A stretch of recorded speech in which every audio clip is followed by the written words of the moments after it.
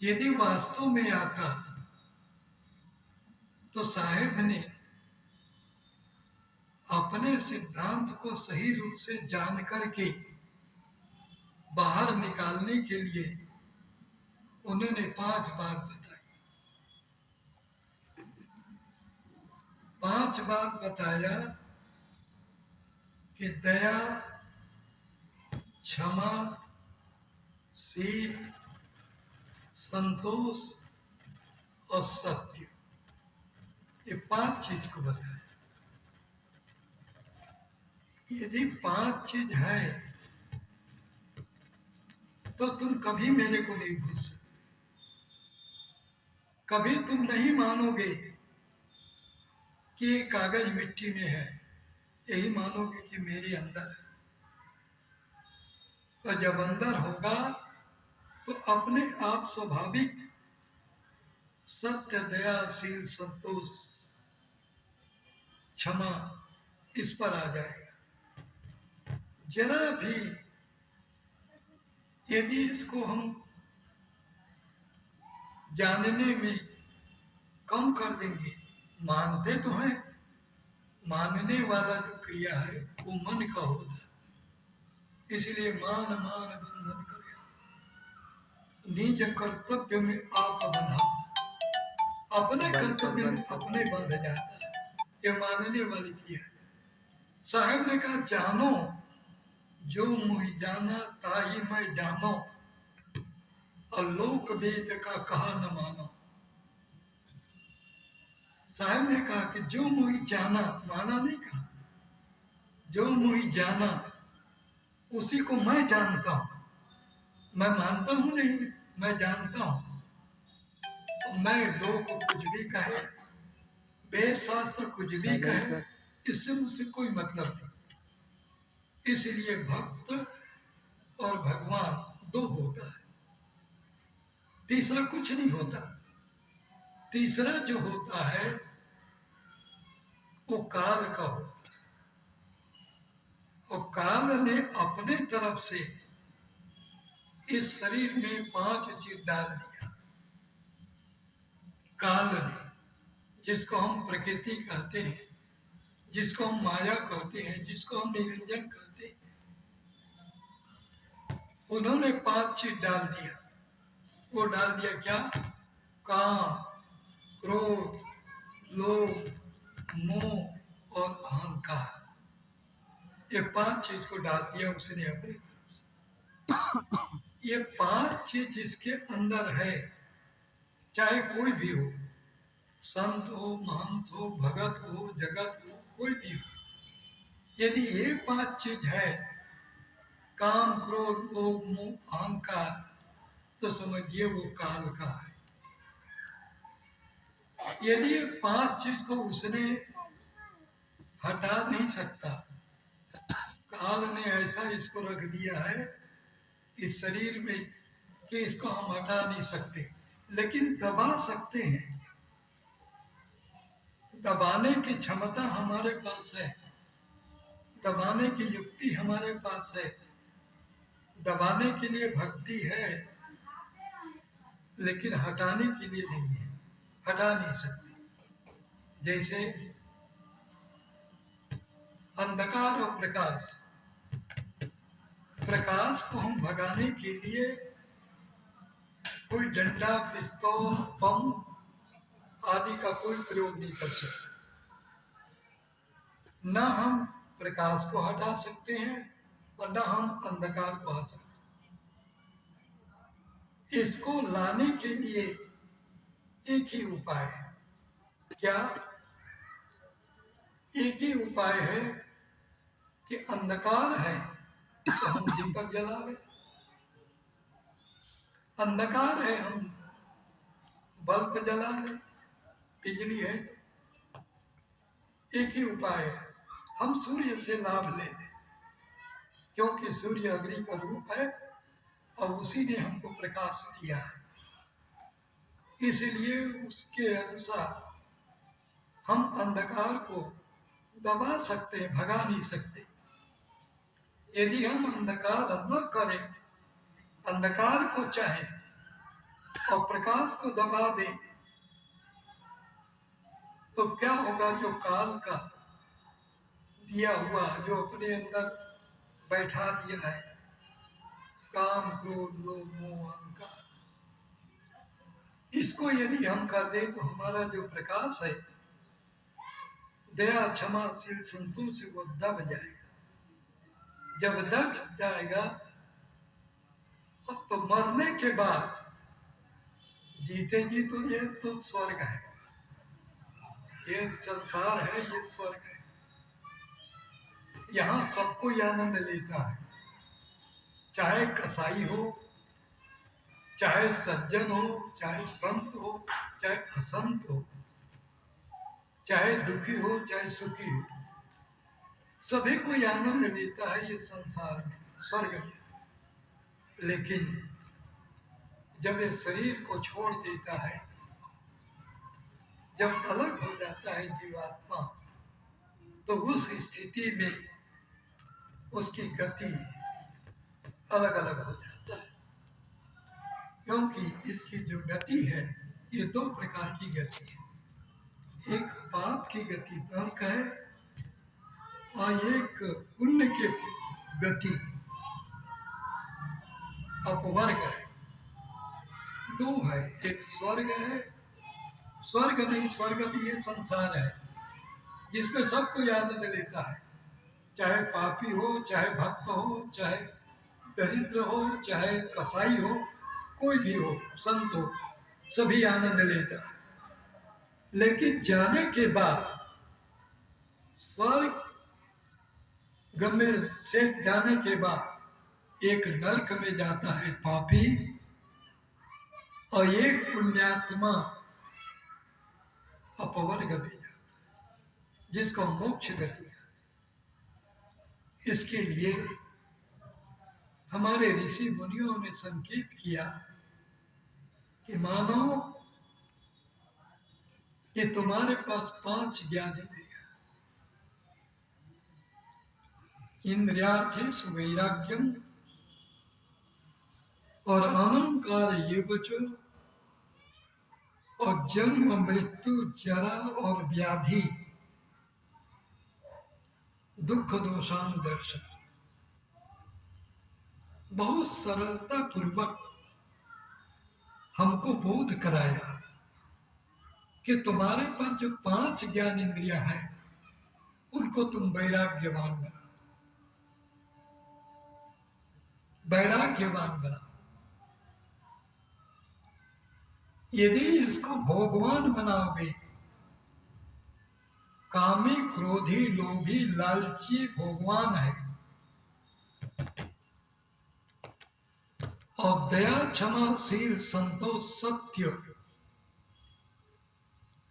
ये भाग्यवान है, ये मोक्षवान है, ये आवागमन के बंधन को मिटाने वाला है। तो मनुष्य एक ऐसी स्थिति पर मौजूद है कि उसकी इच्छा के अनुसार जो करना चाहे सो कर दे। इसीलिए सदगुरु कबीर साहब ने साफ स्पष्ट कर दिया, तुम साक्षात भगवान होने के कारण मैं तुम्हारी इच्छा पर निर्भर कर दिया कि जो तू चाहो मुझको, यदि चाहो, जबरदस्ती नहीं है, तुम्हारी मन हो जो कर, लेकिन यदि चाहो मुझको तो छाड़ सकल की आस। जितने भी संसार के प्रति हमारी आशा है, प्राप्त करने की इच्छा है, क्या है? संसार क्या चीज है प्राप्त करने की? धन, मान, पद, प्रतिष्ठा, इसी की इच्छा करता है और इसी में फंस जाता है।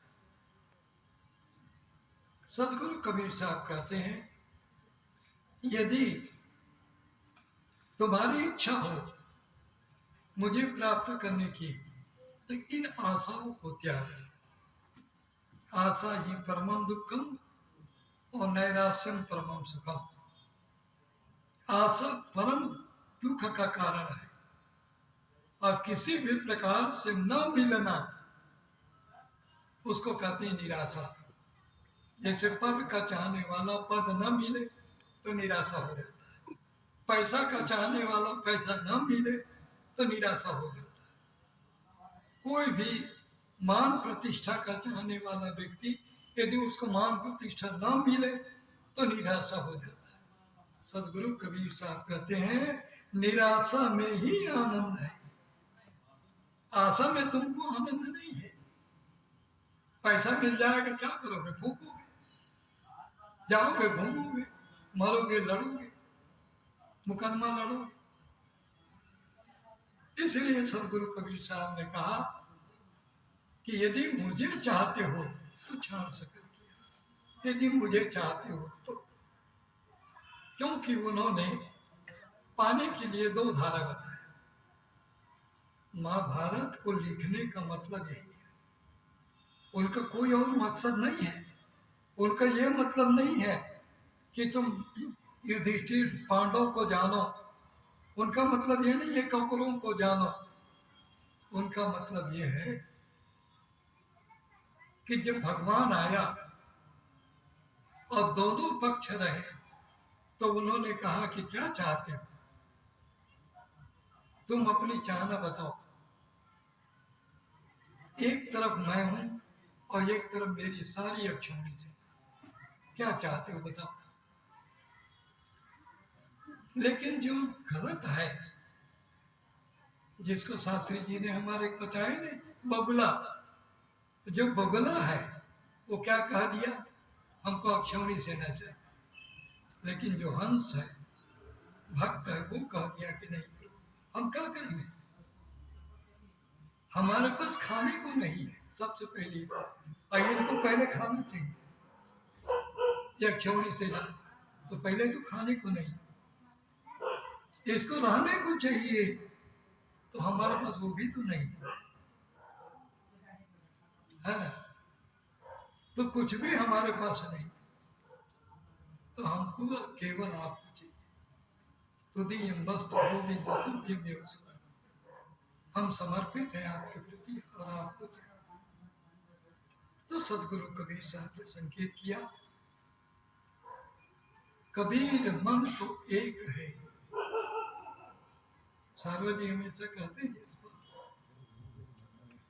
अपने भजन के पहले साखी में कि कबीर मन तो एक है और भावे जहां लगाओ, भावे गुरु की भक्ति करा और भावे विषय कमाओ। गुरु की भक्ति का मतलब होता है दया, क्षमा, शील, संतोष, सत्य। ये गुरु भक्ति है। और विषय का मतलब होता है, विष का मतलब होता है जहर, जो सेवन शरीर को नष्ट करता है। लेकिन उस विष में जब यह मिल जाता है, या को जोड़ देते हैं, तो हमारा जीवन को ही नष्ट कर देता है, शरीर को ही नहीं। तो इसीलिए सदगुरु कबीर साहब ने कहा कि चाहे तुम्हारे पास मन है, उसी मन को हम बुद्धि भी कहते हैं और मन भी कहते हैं, कोई अलग अलग नहीं है। मन कहते हैं संकल्प विकल्पात्मकम मना। जैसे भक्तराज परम सम्माननीय मंत्राम साहब जी ने आमंत्रण किया अपने उत्साह कि आइए, जिसने संकल्प मन को यदि संकल्प विकल्प करने लगा, वो व्यक्ति नहीं आ पाएगा। लेकिन निश्चय करने के मुझे जाना है, वो तो आएगा, चाहे जैसा भी। निश्चयात्मिका बुद्धि, बुद्ध ने निश्चय कर लिया कि मुझे ये राजपाट में नहीं रहना है, मुझे राजपाट का भोग नहीं करना है, मुझे विग्रस्त में नहीं रहना है, बच्चों को नहीं देखना, मुझे तो आत्मा को देखना है।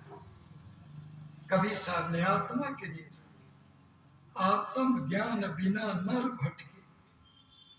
आत्म ज्ञान तभी होगा जब हम दया क्षमा से संतोष सत्य को अपना लेंगे और हमारे अंदर बुद्धि है, निश्चयात्मिका बुद्धि, हम निश्चय कर लें कि हम किसी चीज की आशा नहीं करें, निश्चय कर लें, क्योंकि यह संसार सुख रूप नहीं है। सुख और दुख दोनों को इतना मिला दिया है कि हम पुस्तक से जानकारी नहीं कर सकते। हम केवल शब्दों से जानकारी नहीं कर सकते, हम केवल देखने मात्र से जानकारी नहीं कर सकते। उसको जानने के लिए एक ही तरीका है, क्या? ध्यान। एक ही तरीका है। जैसे एक स्विच लगा दिया बिजली फिटिंग करते समय और बता दिया कि ये स्विच ये काम करता है कि ये डाउन हो जाने पर ये जल जाएगा और इसको यदि तुम ऊपर कर दोगे तो बिजली बंद हो जाएगी, अंधेला हो जाएगा। यदि रात्रि को अंधेला को दूर करना चाहे तो हमको स्विच को ऑन करना पड़ेगा, और यदि हम ऑन करना नहीं जानते तो आप ही है, आप हो जाए, दूर हो जाए। तो इसी प्रकार से सदगुरु कबीर साहब ने संकेत किया कि अपने धी को ऑन करो, आप न करो। आप करोगे तो काम करो, लोभ मोह अहंकार अंधकार आ जाएगा। यदि ऑन करोगे तो प्रकाश हो जाएगा, और ये प्रकाश ही है अपने अंदर। हमारे अंदर जो ज्ञान है या हमारे अंदर जो भक्ति है या हमारे अंदर जो परमात्मा को जानने की कोई युक्ति है या भक्ति है, तो हमारे अंदर प्रकाश है। इस प्रकाश और इसी में जो काल ने अंधकार जो डाल दिया है, तो इसको हम हमेशा प्रकाशित रखने के लिए हम क्या करें? ध्यान का सहारा हमेशा प्रकाशित करने के लिए। यदि स्विच को हम हमेशा ऑन रखेंगे तो ये जलता ही नहीं, बंद होगा ही नहीं, लेकिन आप कर देंगे तो बंद हो जाए। इसीलिए सदगुरु कबीर साहब ने कहा कि अपना जो धी है उसको हमेशा ऑन करो, हमेशा ध्यान करो। उठते बैठते चलते फिरते कर से कर्म करो विधिनाना, लेकिन सूरती राग को जाकर अपने सूरती को, अपने सुरता को, स्मरण को, सुरती कहते हैं, सुरता छत्तीसगढ़ी भाषा में, जिसको हम स्मरण कहते हैं। अपने स्मरण को ख्याल करो, उसको भूलने में ना लाओ।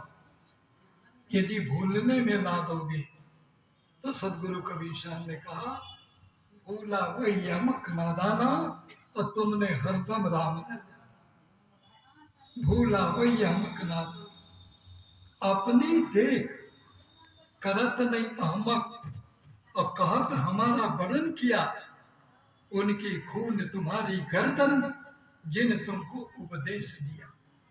स्याही गई सफेदी आई, लेकिन दिल सफेद अधून हुआ। रोजा बंक निवाज कीजिए, हुजरे भीतर बैठ मुँह। सदगुरु कबीर साहब ने संकेत किया, भूला। यदि हम भूल जाएंगे तो हमारा धीर, हमारा ऑफ हो जाएगा, ध्यान नहीं होगा, स्विच ऑफ हो जाएगा। ध्यान नहीं होगा तो क्या होगा? संसार दिखाई देगा। जब संसार दिखाई देगा तो क्या होगा? पैसा मिले, धन मिले, प्रतिष्ठा मिले, समाज मिले, पद मिले, मान मिले, यही हमको ध्यान, इससे कोई हमको लाभ नहीं। अभी वर्तमान में हमको लाभ दिखता है, लेकिन जाने पर कोई लाभ नहीं। हम यही रह जाएं, इस संसार में रह जाएं। इसीलिए संसार को सदगुरु कबीर साहब ने बहुत दुख की खानी, और तब बची हो जब राम ही जाने। राम जानी जुक्ति जो चली, तो जुक्ति से फंदा। सदगुरु कबीर साहब कहते हैं कि संसार दुख रूप है, इसीलिए उस परम पिता परमात्मा सत्पुरुष जो अपने घट के अंदर मौजूद है, सभी घट में विराजमान है, उसको जानने के लिए ध्यान करो, चिंतन करो, मनन करो, साधना करो। ये सदगुरु कबीर साहब जैसे के। तो इसीलिए आप सबों का अधिक समय न लेते हुए, जो बाल भगवान जिस पवित्र घर में आए, उस बाल भगवान पता नहीं कितना ज्यादा पुण्य को लेकर के आया, जो आते हम सबों को भी याद किया, उसी ने याद किया। जब उसने याद किया तो माता पिता दादा परिवार उनको याद दिलाया कि अरे मैं तो नहीं बुला पाऊंगा। क्यों? कि मेरे पास न कागज है, न कलम है, न फोन है, कुछ भी नहीं है अभी तो मेरे पास, है ना? तुम्हारे पास सब कुछ है, ऐसे नहीं। आप लोग सब लोग, तो आप सबों ने बहुत ही उस पुण्यात्मा के संकेत के कारण हम आप सबों को, संत महापुरुषों को, सज्जनों को पधारने के लिए संकेत किया। सभी संत महापुरुषों का आगमन हुआ और उन्हीं के शब्द आगमन से, संतों के आगमन से सुंदर सतगुरु कबीर साहब का सर्टिफिकेट का भी रचना कल होगा। तो इसलिए मैं सतगुरु से प्रार्थना करता हूँ कि समस्त परिवार जो अपने पुण्य के प्रताप